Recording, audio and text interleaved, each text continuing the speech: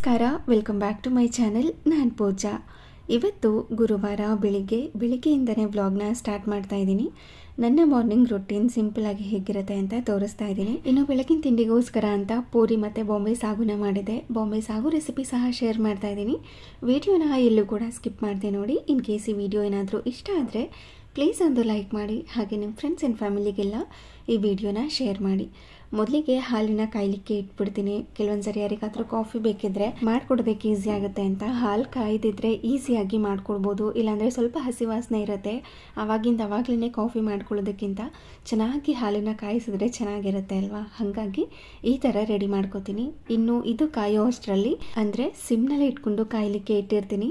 ಇದು ಕಾಯೋ ಅಷ್ಟರಲ್ಲಿ ರಂಗೋಲಿ ಎಲ್ಲ ಹಾಕಿ ಪೂಜೆಗೆ ಏನಾದ್ರೂ ರೆಡಿ ಮಾಡ್ಕೋಬೇಕಿದ್ರೆ, ಅಂದರೆ ಹೂ ಏನಾದರೂ ಬೇಕಿದ್ರೆ, ದೇವ್ರ ಮನೆ ಏನಾದರೂ ಕ್ಲೀನ್ ಮಾಡ್ಕೋಬೇಕಿದ್ರೆ ಅದನ್ನೆಲ್ಲ ಕ್ಲೀನ್ ಮಾಡಿಕೊಂಡು ರೆಡಿ ಮಾಡ್ಕೋತಾ ಇರ್ತೀನಿ.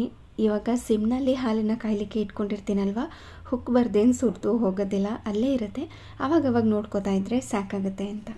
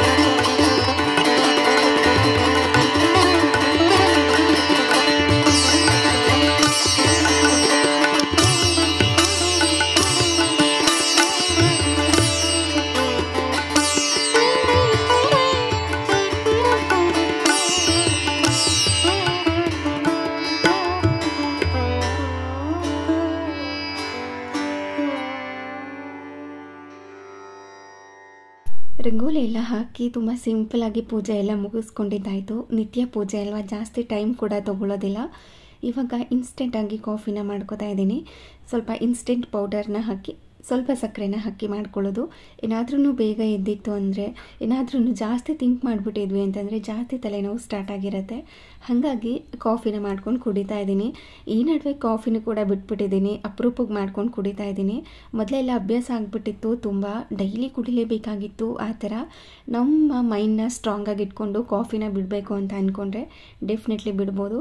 ಆದರೆ ಸ್ವಲ್ಪ ಒಂದೊಂದು ಟೈಮ್ನಲ್ಲಿ ಬೇಕಾಗುತ್ತೆ ಕಾಫಿ, ಟೀ ಏನಾದ್ರೂ, ಆ ಟೈಮ್ನಲ್ಲಿ ಮಾತ್ರ ಮಾಡ್ಕೊಂಡು ಕುಡಿಯೋದು ಅಷ್ಟೇ. ಆದರೆ ಡೈಲಿ ಅಂತೂ ಇವಾಗ ಕುಡಿತಾ ಇಲ್ಲ, ಸ್ಕಿಪ್ ಮಾಡ್ತಾ ಇದ್ದೀನಿ. ಯಾರೆಲ್ಲ ಕಾಫಿ ಟೀ ಬಿಡಬೇಕು ಅಂತ ಅಂದ್ಕೊಂಡಿದ್ದೀರಾ ಅಂತ ಕಮೆಂಟ್ಸ್ ಮಾಡಿ ತಿಳಿಸಿ. ಹಾಗೆಯೇ ಮಾವಿನಕಾಯಿ ಉಪ್ಪಿನಕಾಯಿ ಹಾಕ್ಕೊಂಡಿದ್ದೆ ಅಲ್ವಾ, ಯಾವ ಥರ ರೆಡಿಯಾಗಿದೆ ನೋಡಿ. ನೋಡ್ತಾ ಇದ್ರೇ ತಿನ್ನಬೇಕು ಅಂತ ಅನಿಸ್ತಾ ಇತ್ತು. ಅಷ್ಟು ಪರ್ಫೆಕ್ಟಾಗಿ ಮಾವಿನಕಾಯಿ ಉಪ್ಪಿನಕಾಯಿ ರೆಡಿಯಾಗಿತ್ತು. ಇದನ್ನು ಫ್ರಿಜ್ನಲ್ಲಾದರೂ ಇಟ್ಕೋಬೋದು ಅಥವಾ ಹೊರಗಡೆನಾದ್ರೂ ಇಟ್ಕೋಬೋದು. ಇನ್ನು ಬೆಳಗಿನ ತಿಂಡಿಗೋಸ್ಕರ ಅಂತ ಪೂರಿ ಮಾಡೋಣ ಅಂತ ಅಂದ್ಕೊಂಡಿದ್ದೀನಿ. ಅದಕ್ಕೆ ಕಾಂಬಿನೇಷನ್ ಆಗಿ ತರಕಾರಿ, ಸಾಗು, ಕುರ್ಮಾ ಎಲ್ಲ ಮಾಡ್ತಾನೆ ಇರ್ತೀವಿ. ಈ ಬಾಂಬೆ ಸಾಗು ತುಂಬ ದಿನ ಆಗಿಬಿಟ್ಟಿತ್ತು ಮಾಡಿ, ಹಾಗಾಗಿ ಇವತ್ತು ಆ ಬಾಂಬೆ ಸಾಗು ಮಾಡೋಣ ಅಂತ. ಅಂದರೆ ಈ ಹೋಟೆಲ್ ಸ್ಟೈಲ್ನಲ್ಲಿ ಕೊಡ್ತಾರಲ್ವ, ಈ ಹೋಟೆಲ್ಗಳಲ್ಲಿ ಕೊಡ್ತಾರಲ್ವ, ಆಲೂಗಡ್ಡೆ ಎಲ್ಲ ಹಾಕಿ ಮಾಡಿರೋ ಅಂಥ ಬಾಂಬೆ ಸಾಗು, ಅದನ್ನು ಮಾಡ್ತಾಯಿದ್ದೀನಿ ಇವತ್ತು. ಅದಕ್ಕೋಸ್ಕರ ಒಂದು 3 ರಿಂದ 4 ಆಲೂಗಡ್ಡೆನ ಬೇಯಿಸ್ಕೋಬೇಕಾಗತ್ತೆ. ಇದು ಮೀಡಿಯಮ್ ಸೈಜಲ್ಲಿರುವಂಥದ್ದು, ತೀರಾ ಚಿಕ್ಕದು ಅಂತ ಇಲ್ಲ, ತೀರಾ ದೊಡ್ಡದು ಅಂತ ಇಲ್ಲ, ಮೀಡಿಯಮ್ ಸೈಜಲ್ಲಿರುವಂಥದ್ದನ್ನು 4 ಆಲೂಗಡ್ಡೆನ ತೊಗೊಂಡಿದ್ದೀನಿ. ಅದನ್ನು 2 ರಿಂದ 3 ಸರಿ ಚೆನ್ನಾಗಿ ವಾಶ್ ಮಾಡಿಕೊಂಡು ಅದಕ್ಕೆ ಬೇಯುವಷ್ಟು ನೀರನ್ನು ಸೇರಿಸಿ ಇದನ್ನು ಕಟ್ ಮಾಡ್ಕೊಂಡಾದ್ರೂ ಬೇಯಿಸ್ಕೋಬೋದು ಅಥವಾ ಸಿಪ್ಪೆ ತೆಗೆದಾದ್ರೂ ಬೇಯಿಸ್ಕೋಬೋದು. ಇಲ್ಲಾಂದರೆ ಈ ಥರ ಉಂಡೆ ಉಂಡೆ ಹಾಕಿನಾದ್ರೂ ಬೇಯಿಸ್ಕೋಬೋದು. ನಾನಿವತ್ತು ಇದನ್ನು ಅರ್ಧ ಹೋಲ್ಡ್ ಮಾಡಿಕೊಂಡು ಅದಾದ ನಂತರ ಬೇಯೋದಕ್ಕೆ ಇಟ್ಕೋತೀನಿ. ಕುಕ್ಕರ್ ಲಿಡ್ನ ಕ್ಲೋಸ್ ಮಾಡಿ 2-3 ವಿಷಲಷ್ಟು ಕೂಗಿಸ್ಕೊಂಡ್ರೆ ಆಲೂಗಡ್ಡೆ ಬೆಂದೋಗ್ಬಿಡುತ್ತೆ. ಒಂದೊಂದು ಆಲೂಗಡ್ಡೆ ಒಂದೊಂದು ಥರ ಇರುತ್ತೆ ಆಯಿತಾ. ಒಂದು ಬೇಗ ಬೆಂದೋಗ್ಬಿಡುತ್ತೆ ಜಸ್ಟ್ 1 ವಿಷಲ್ಗೆಲ್ಲ. ಕೆಲವೊಂದು 2-3 ವಿಷಲ್ ಆದ್ರೂ ಹಾಕಿಸ್ಕೋಬೇಕು, ಆ ಥರ ಇರುತ್ತೆ. ಕೆಲವೊಂದು ಸರಿ ನೀರು ಕೂಡ ಮ್ಯಾಟರ್ ಆಗುತ್ತೆ. ಕೆಲವ್ರಿಗೆ ಅನಿಸ್ಬೋದು ನಾನು ಯಾವುದಾದ್ರೂ ಒಂದು ರೆಸಿಪಿ ಏನಾದರೂ ಮಾಡಿದಾಗ 1 ವಿಷಲ್ ಮಾತ್ರ ಕೂಗಿಸ್ಕೊಂಡಿದ್ದೀರಾ ಬೇಳೆ ಬೆಂದಿರುತ್ತಾ ಅಂತ. ಕೆಲವೊಂದು ಸರಿ ನೀರು ಕೂಡ ಮ್ಯಾಟರ್ ಆಗುತ್ತೆ ಅಲ್ವಾ. ಕೆಲವು ಕಡೆ ನೀರು ಸಿಹಿ ಇರುತ್ತೆ ಮತ್ತು ಸಾಲ್ಟೆಡ್ ಥರ ಇರುತ್ತೆ. ಆವಾಗ ನೀರು ವ್ಯತ್ಯಾಸ ಆದ್ರೂ ಕೂಡ ಬೇಯೋ ಟೈಮ್ ಆಗಿರ್ಬೋದು ಎಲ್ಲ ಚೇಂಜ್ ಆಗ್ತಾ ಇರುತ್ತೆ. ಕೆಲವೊಂದನ್ನು ತುಂಬ ಜಾಸ್ತಿ ಹೊತ್ತು ಕೂಗಿಸ್ಕೊಂಡಿರ್ತೀನಿ, ಆವಾಗಲೂ ಕೂಡ ಹೇಳಿರ್ತಾರೆ ಅಷ್ಟೊಂದು ಕೂಗಿಸ್ಕೊಂಡಿದ್ದೀರಲ್ಲ ಎಲ್ಲ ಮುದ್ದೆ ಥರ ಆಗಿಬಿಡಲ್ವಾ ಅಂತ. ಕರೆಕ್ಟಾಗಿ ನಮಗೆ ಗೊತ್ತಿರುತ್ತಲ್ವ ನಮ್ಮ ಕಡೆ ನೀರು ಹೆಂಗಿರುತ್ತೆ, ಎಷ್ಟು ಕೂಗಿಸ್ಕೋಬೇಕು ಅಂತ, ಅಷ್ಟೇ ಕೂಗಿಸ್ಕೊಂಡಿರ್ತೀವಿ. ನಿಮ್ಮ ಕಡೆ ನೀರೇನಾದರೂ ವ್ಯತ್ಯಾಸ ಆದಾಗ ಆ ಥರ ಆಗ್ತಾ ಇರುತ್ತೆ.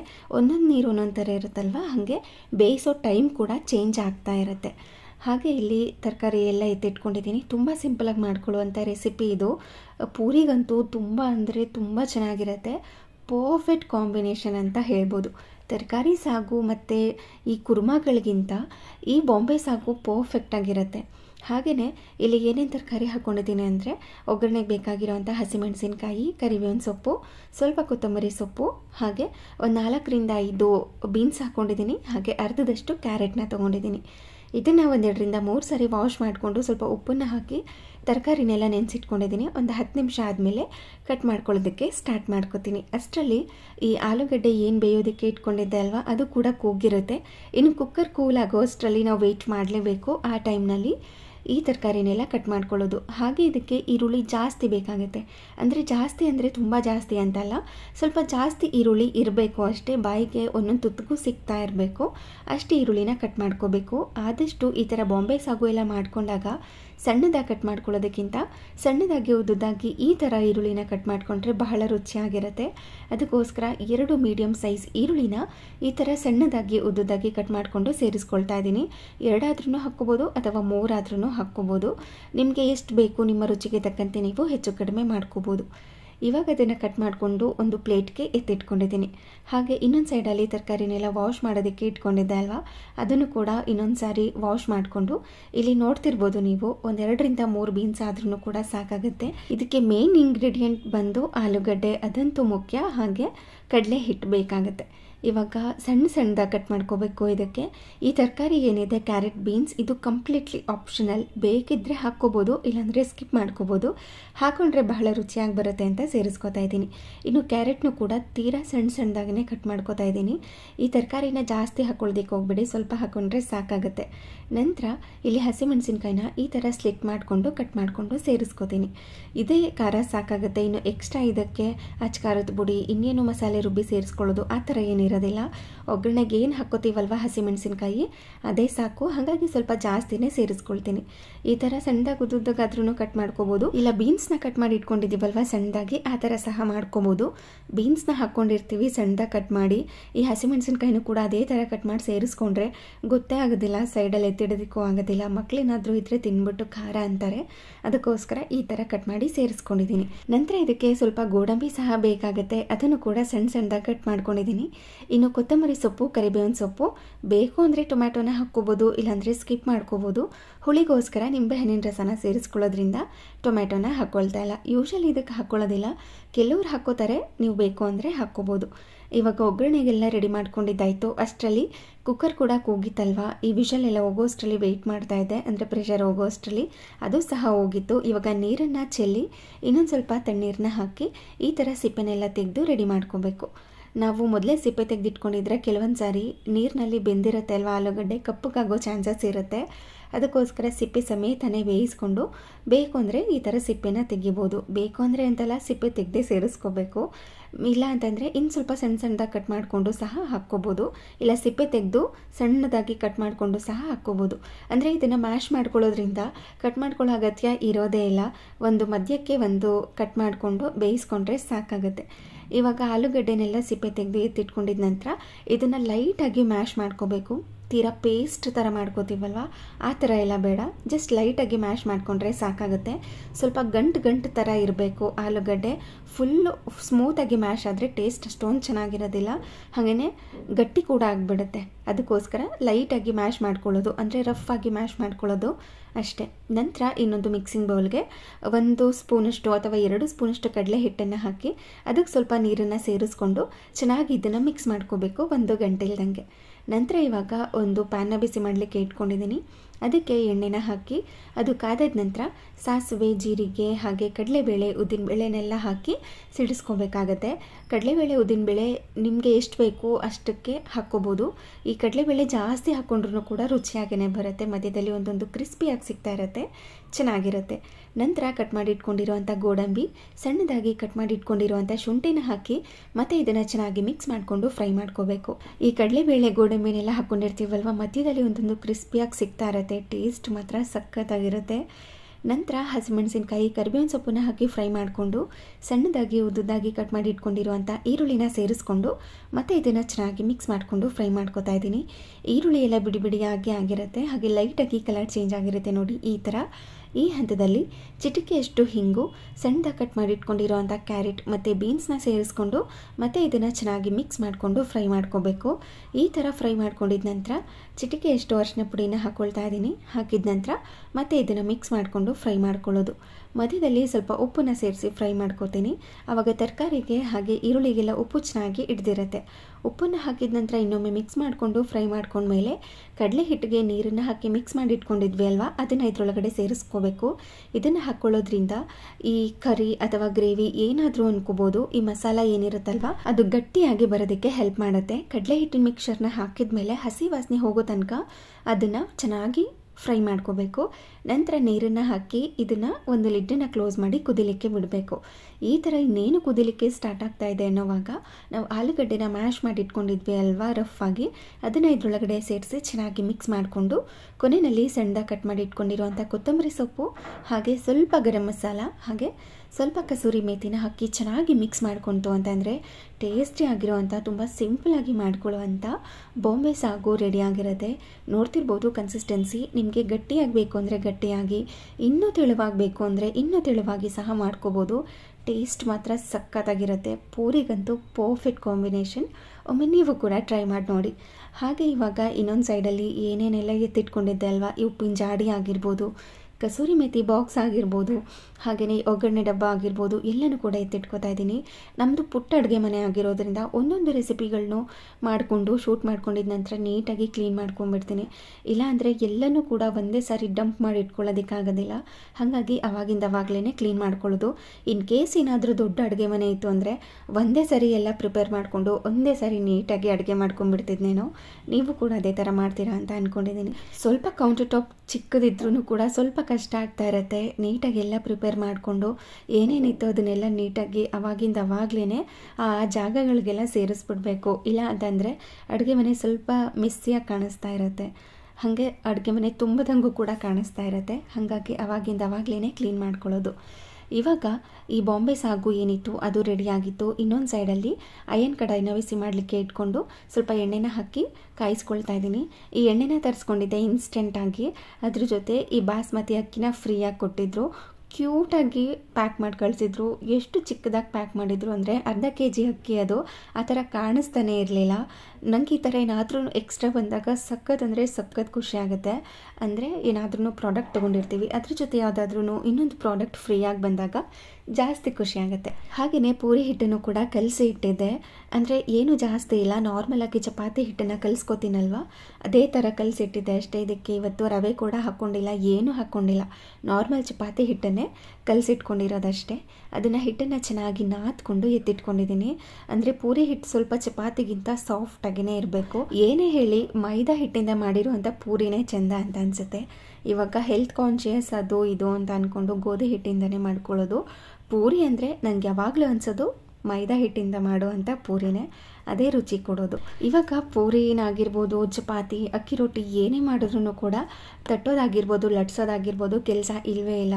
ಇದೊಂದು ಮಣೆ ತೊಗೊಂಡಿದ್ದೀನಲ್ವ, ಆರಾಮಾಗಿ ಮಾಡ್ಕೋಬೋದು. ಜಸ್ಟ್ 1 ಸೆಕೆಂಡಲ್ಲಿ ರೆಡಿಯಾಗಿ ಹೋಗ್ಬಿಡತ್ತೆ. ಪೂರಿನೂ ಅಷ್ಟೇ ಎಷ್ಟು ಚೆನ್ನಾಗಿ ಉಬ್ಬಿ ಬರುತ್ತೆ ಅಂದರೆ ಸ್ವಲ್ಪ ಆ ಕಡೆ ಈ ಕಡೆ ತೆಳುವಂತ ಅನಿಸುತ್ತೆ ಅಷ್ಟೇ. ಬಟ್ ನಾರ್ಮಲಾಗಿ ನಾವು ಲಟ್ಟಿಸ್ಕೊಳ್ತೀವಲ್ವ, ಅದಕ್ಕಿಂತ ಈಸಿಯಾಗಿ ಮಾಡ್ಕೋಬೋದು, ಯಾರು ಬೇಕಾದರೂ ಮಾಡ್ಕೋಬೋದು. ಇವಾಗಂತೂ ನನಗೆ ಕೆಲಸ ಕಡಿಮೆನೇ ಆಗಿಬಿಟ್ಟಿದೆ, ಆಲ್ಮೋಸ್ಟ್ ಎಲ್ಲ ಇದರಲ್ಲೇ ಮಾಡ್ಕೋತಾ ಇರ್ತೀನಿ. ಇವಾಗ ಪೂರಿ ಸಹ ನೋಡ್ತಾ ಇರ್ಬೋದು ಯಾವ ಥರ ಹುಬ್ಬಿ ಬರ್ತಾ ಇದೆ ಅಂತ. ನೋಡಿ ಎಷ್ಟು ಪರ್ಫೆಕ್ಟಾಗಿ ರೆಡಿ ಆಗಿದೆ. ಈ ಥರ ಬರಬೇಕು ಅಂದರೆ ಎಣ್ಣೆನ ಚೆನ್ನಾಗಿ ಕಾಯಿಸ್ಕೋಬೇಕು.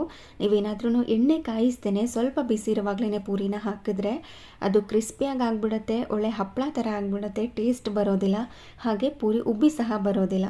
ಈ ಥರ ನಾವೇನಾದ್ರೂ ಎಣ್ಣೆನ ಹೊಗೆ ಬರೋ ತನಕ ಕಾಯಿಸ್ಕೊಂಡು ಪೂರಿನ ಮಾಡ್ಕೋತಿದ್ರೆ ಪೂರಿ ಉಬ್ಬಿ ಬರುತ್ತೆ, ಮೇಲ್ಗಡೆ ಎಲ್ಲ ಕ್ರಿಸ್ಪಿ ಆಗಿರುತ್ತೆ, ಹಾಗೆ ಸ್ವಲ್ಪ ಹೊತ್ತಾದಮೇಲೆ ಸಾಫ್ಟಾಗಿ ಆಗುತ್ತೆ.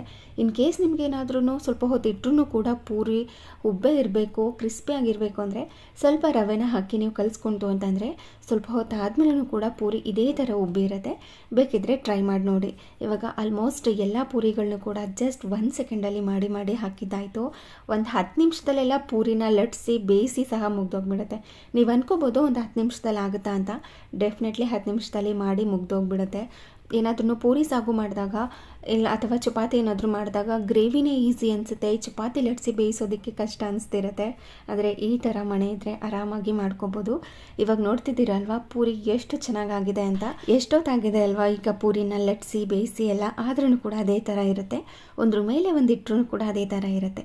ಕೆಲವೊಂದು ಟ್ರಿಕ್ಸ್ನ ಫಾಲೋ ಮಾಡ್ಕೋಬೇಕಷ್ಟೇ ಪೂರಿನ ಮಾಡ್ಕೊಳ್ಳುವಾಗ, ಈ ಥರ ಪರ್ಫೆಕ್ಟಾಗಿ ಬರುತ್ತೆ. ನೀವು ಎಣ್ಣೆನ ಕಾಯಿದೇ ಇರುವಾಗ ಪೂರಿನ ಹಾಕಿ ನೋಡಿ, ಅಂದರೆ ಪೂರಿನ ಬೇಯಿಸಿ ನೋಡಿ, ಟೇಸ್ಟ್ ಸ್ವಲ್ಪ ಡಿಫ್ರೆಂಟ್ ಇರುತ್ತೆ. ಎಣ್ಣೆನ ಚೆನ್ನಾಗಿ ಕಾಯಿಸಿ ನೀವು ಹಾಕಿ ನೋಡಿ, ಅದೇ ಬೇರೆ ಡಿಫ್ರೆಂಟಾಗಿ ಟೇಸ್ಟ್ ಆಗಿರುತ್ತೆ. ಇವಾಗ ಬ್ರೇಕ್ಫಾಸ್ಟ್ ಎಲ್ಲ ಮುಗಿಸಿದ್ದಾಯಿತು. ಹಾಗೇ ಸ್ವಲ್ಪ ಮ್ಯಾಂಗೋ ಸಾಗೋ ಥರ ಮಾಡಿದ್ದೆ. ತುಂಬ ಅಂದರೆ ತುಂಬ ಚೆನ್ನಾಗಿತ್ತು. ಈ ರೆಸಿಪಿನ ನಾನು ಆಲ್ರೆಡಿ ಪೂಜಿಕಾ ಫುಡ್ ಇನ್ಸ್ಟಾಗ್ರಾಮ್ ಪೇಜಲ್ಲಿ ಶೇರ್ ಮಾಡಿದ್ದೀನಿ, ಚೆಕ್ ಮಾಡಿ. ಟೇಸ್ಟ್ ಮಾತ್ರ ಅಲ್ಟಿಮೇಟ್ ಆಗಿರುತ್ತೆ. ಅದನ್ನು ಸ್ವಲ್ಪ ಹೊತ್ತು ಫ್ರಿಜ್ನಲ್ಲಿ ಇಟ್ಕೊಂಡು ಸರ್ವ್ ಮಾಡ್ದು ಅಂದರೆ ಇನ್ನೂ ಚೆನ್ನಾಗಿರುತ್ತೆ. ನೋಡಿದ ತಕ್ಷಣವೇ ಒಳ್ಳೆ ಕುಡಿಬೇಕು ಅಂತ ಅನಿಸ್ತಾ ಇತ್ತು, ಅಷ್ಟು ಟೆಂಪ್ಟಿಂಗ್ ಆಗಿರುತ್ತೆ ಇದು. ಇವಾಗ ಅದನ್ನು ಸರ್ವ್ ಮಾಡ್ತಾ ಇದ್ದೀನಿ. ಈ ರೆಸಿಪಿನ ಬಾಯಲ್ಲೇ ಹೇಳ್ಬಿಡ್ತೀನಿ, ಕೇಳಿಸ್ಕೊಳ್ಳಿ. ಜಸ್ಟ್ ಸಾಬುದಾನ ಏನಿರುತ್ತಲ್ವ ಅದನ್ನು ಬೇಯಿಸಿ ಇಟ್ಕೊಳ್ಳೋದು.